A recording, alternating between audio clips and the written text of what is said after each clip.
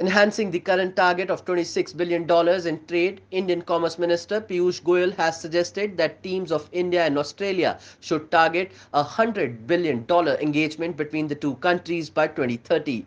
Days after Indian Commerce Minister Piyush Goyal inked the India-Australia Economic Cooperation and Trade Agreement with his Australian counterpart Dan Tehan, envisaging enhanced bilateral trade in goods and services to the tune of $50 billion.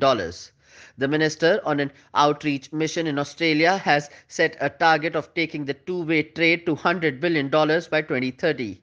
Describing the initial expectation of ramping up the two-way flow of goods and services from the current $26-27 billion, the Indian Commerce Minister believes that the teams on both sides should work out the potential of a $100 billion engagement between India and Australia by 2030. Goyal's Australia visit comes amidst India's first ever trade agreement with a developed economy after more than a decade, and at a time when India will want to send out a signal to other developed countries such as the UK, Canada, and the EU, with whom it is currently negotiating for FTAs. India and Australia could be looking at tapping the invisible surplus on either side, India's 1.3 billion strong demographic dividends with a huge appetite for digital connect and better quality of life driving the government's agenda of creating new infrastructure. Australia's investable surplus is in the form of money which can get a huge opportunity to invest in India's $1.4 trillion